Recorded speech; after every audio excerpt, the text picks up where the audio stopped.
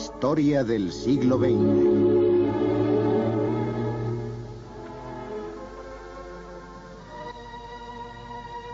La puerta de Brandenburgo, en pleno corazón de la ciudad de Berlín. En mayo de 1945, Berlín había caído ante los rusos. Hitler había muerto. Alemania yacía impotente. 3 años más tarde, se libraba otra batalla en Berlín. Pero esta vez se trataba de una batalla política.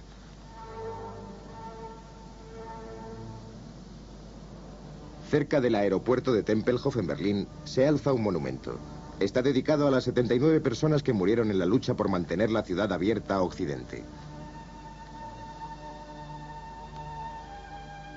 La Guerra Fría, la confrontación.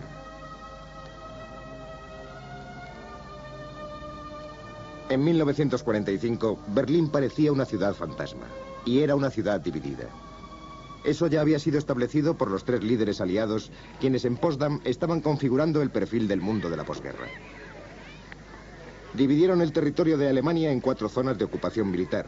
Berlín, la antigua capital, mereció un trato especial a pesar de que correspondiera a la zona rusa. La ciudad fue igualmente dividida en 4 sectores. Durante los primeros 2 meses, la Unión Soviética fue la única protagonista de la ocupación militar de Berlín, tratando de que la vida recobrara su normalidad.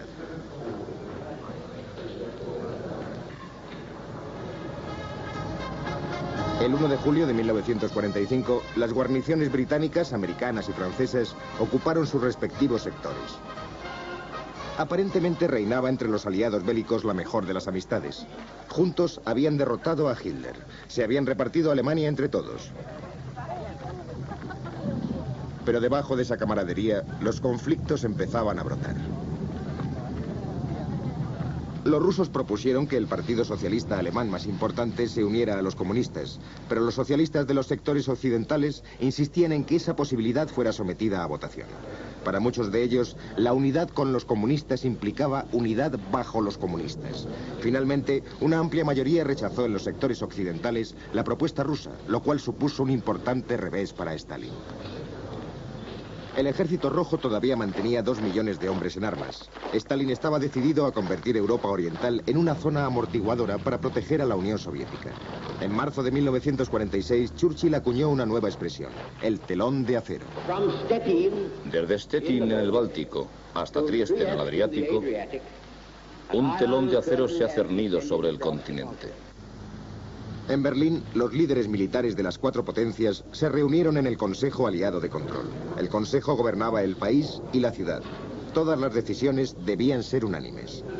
El Consejo llegó a un acuerdo sobre el acceso de personas y bienes a Berlín desde el oeste. Se emplearía una autopista desde Hannover a Berlín a través de Magdeburgo. Una línea ferroviaria Hannover-Magdeburgo-Berlín. Un pasillo aéreo entre Hamburgo y Berlín. Otro desde Hannover. Y un tercero desde Frankfurt. En las elecciones de 1945, los rusos albergaban grandes esperanzas de una victoria del Partido de Unidad Socialista dirigido por los comunistas. Pero esta opción fracasó. El Partido Socialdemócrata, desvinculado de los comunistas y presidido por Ernst Reuter, obtuvo casi la mitad de los votos ciudadanos.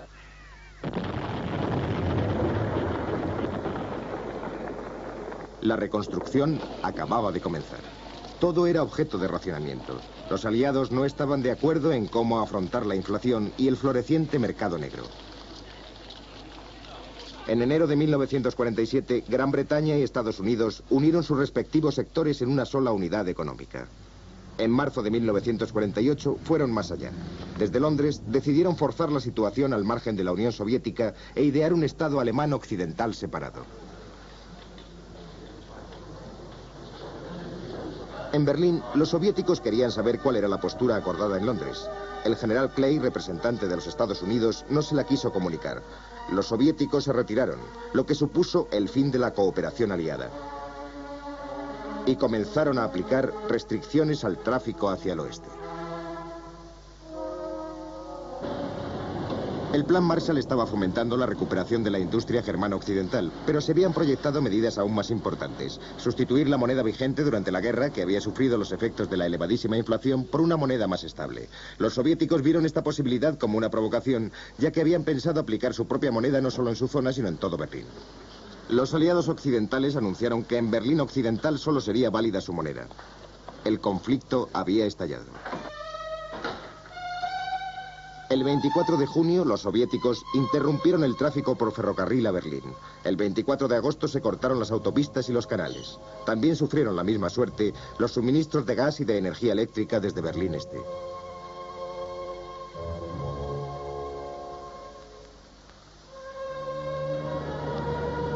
Todo hacía pensar que los berlineses residentes en los sectores occidentales iban a afrontar un duro invierno.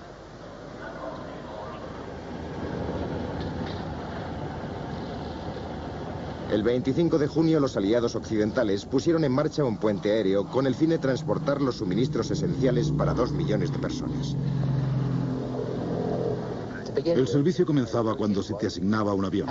Tan pronto como había sido cargado, despegabas de Fondorf, aterrizabas en Gato, descargabas, regresabas y esperabas de nuevo a que tu avión fuera cargado.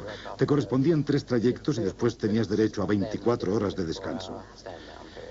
Era muy importante calcular exactamente tus tiempos cuando invocabas la pista, porque había otro aparato aterrizando con 30 segundos de diferencia y al mismo nivel, con una visibilidad muy entorpecida por las nubes, con lo que si no ajustabas tu velocidad o no veías el terreno, te pasabas del límite y no había otra referencia que te permitiera dar la vuelta e intentarlo de nuevo. Tenías que volver a tu base.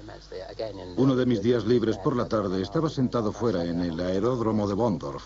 Había una nube muy baja y llovía, y pude presenciar a través de una ranura de la nube esta procesión constante con 30 segundos de diferencia de los aparatos que tomaban tierra.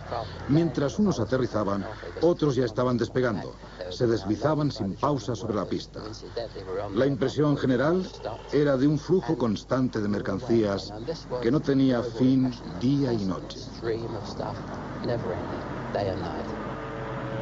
5.000 toneladas diarias de víveres, carbón, petróleo, transportadas a pesar de la meteorología y de los accidentes. Se cumplen 100 días del bloqueo soviético, pero Moscú no había contado con la firmeza de los aliados occidentales ni con la voluntad del pueblo de Berlín. Si el bloqueo soviético obstruye los transportes, la gente camina. Si el bloqueo soviético corta el suministro de gas, la gente se acostumbra a cocinar lentamente. Si el bloqueo soviético impone la oscuridad, la gente se acostumbra a la luz de las velas. Los rusos mantuvieron la presión política. El ayuntamiento de Berlín seguía reuniéndose en el sector soviético hasta que las masas filocomunistas asediaron su sede. Fue entonces cuando el ayuntamiento se trasladó a los sectores occidentales y continuó sus reuniones. El 5 de septiembre, los socialdemócratas convocaron una manifestación multitudinaria. El alcalde Reuter se dirigió a 350.000 berlineses. Los pueblos de América, Gran Bretaña, Francia e Italia miran hacia Berlín. Están convencidos de que esta ciudad y sus ciudadanos no deben ser marginados o abandonados. La actitud de los berlineses, que nunca cayeron en el pánico, así como los suministros aliados, fueron demasiado para los soviéticos. No podían aplastar Berlín Occidental en el terreno económico. Tampoco estaba a su alcance la victoria política. Stalin tenía sus propios problemas y no estaba en condiciones de luchar. En enero de 1949, Stalin afirmó que estaban dispuestos a negociar y el 5 de mayo concluyó el bloqueo.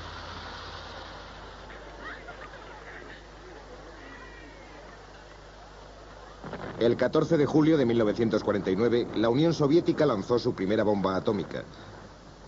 Finalizaba así el monopolio nuclear norteamericano que había durado 4 años.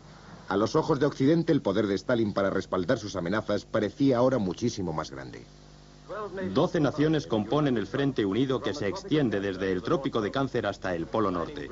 Ernest Bevin y Sir Oliver Franks son los responsables. La Organización del Tratado del Atlántico Norte, OTAN, unió a Europa y América frente a lo que se consideraba como la amenaza del comunismo. Sin embargo, fue en Corea, en el otro extremo del mundo, donde estalló la siguiente crisis en junio de 1950. Japón había perdido Corea al final de la guerra. Los americanos aceptaron la rendición japonesa por debajo del paralelo 38 y los rusos por encima de esa línea.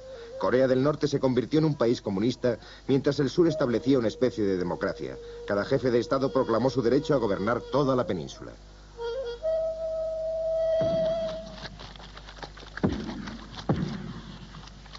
La tensión estalló el 25 de junio de 1950, cuando las divisiones norcoreanas cruzaron el paralelo 38 y entraron en Corea del Sur. Los surcoreanos apelaron a las Naciones Unidas. De acuerdo con la propuesta americana, el Consejo de Seguridad de la ONU decidió inmediatamente apoyar a Corea del Sur.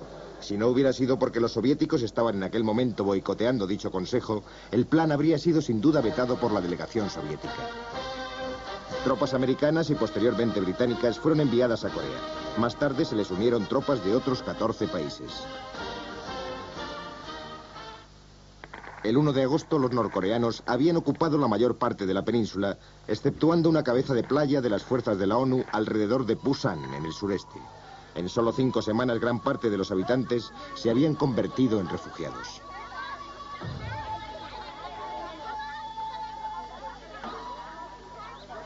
El bombardeo americano sobre las tropas norcoreanas destacadas agravó más la miseria civil. Las Naciones Unidas planearon una contraofensiva. El 15 de septiembre, el general Douglas MacArthur de los Estados Unidos llevó a cabo una maniobra para aislar al enemigo. 2 divisiones norteamericanas aterrizaron en Incheon. A pesar de las mareas y el clima, la operación fue un éxito. En el plazo de 3 días se pudo establecer la base.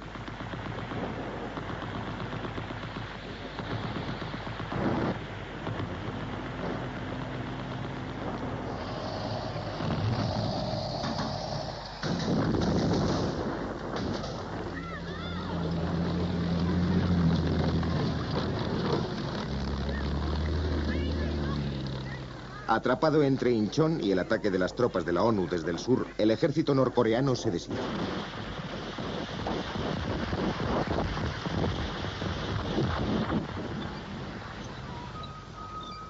MacArthur recibió órdenes de destruir al enemigo en Corea del Norte, una gran parte de cuyos equipos habían sido suministrados por los soviéticos.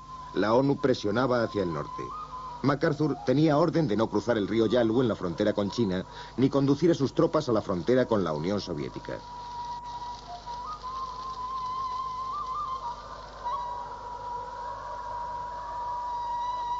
Al líder chino, Mao Zedong, le preocupaba mientras tanto el destino de un país comunista como Corea del Norte y también la seguridad de China.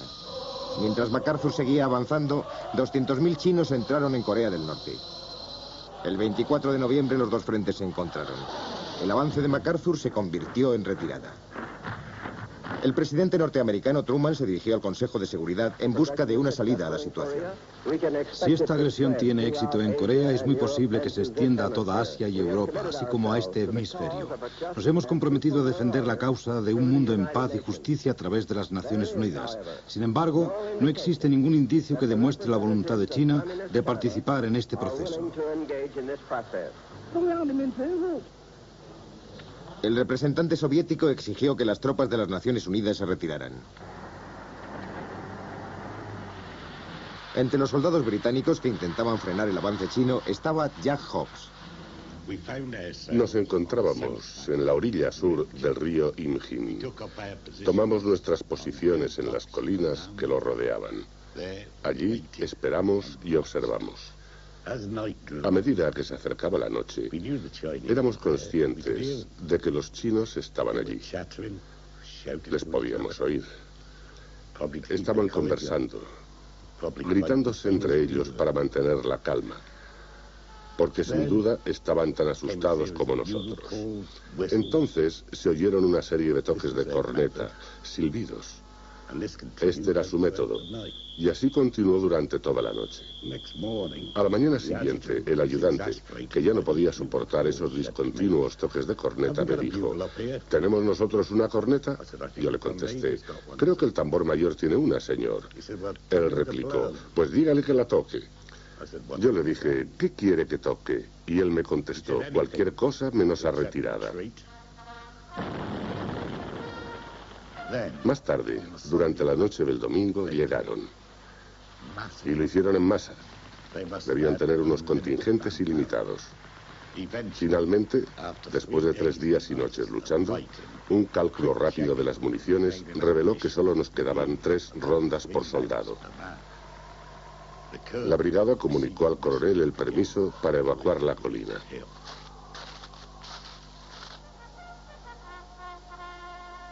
Posteriormente, los americanos afirmaron que esta resistencia de los Gloucesters había sido uno de los mayores actos de valentía en los conflictos armados modernos. MacArthur había desobedecido órdenes al avanzar tan al norte.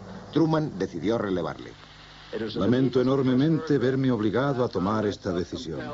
El general MacArthur es uno de nuestros mejores mandos militares, pero la causa de la paz mundial es mucho más importante que cualquier individuo. El general Ridgway asumió el mando cuando la situación era desesperada.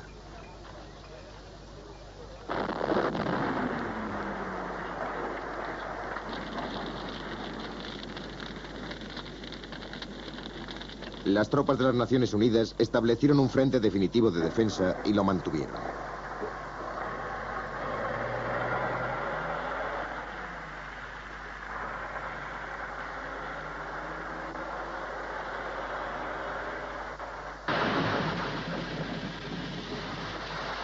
Cuando se había llegado a un impasse en los frentes, el representante soviético en las Naciones Unidas habló.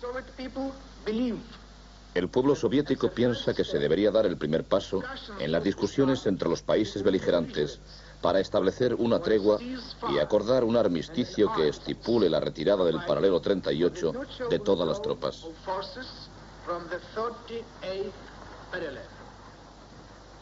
En una casa de té de Quisson, el 10 de julio de 1951, se iniciaron las conversaciones para el alto el fuego.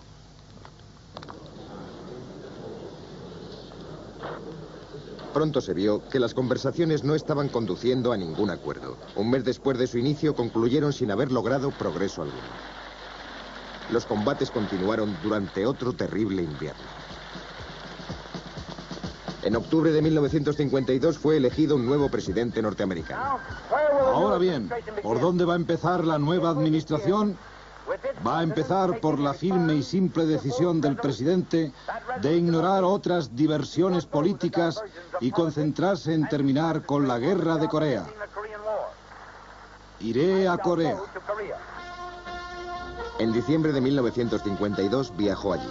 Eisenhower insinuó posteriormente la necesidad de llevar a cabo una potente iniciativa militar para acabar con ese punto muerto. En América se hablaba de la posibilidad de emplear armas nucleares. En la Unión Soviética moría Stalin.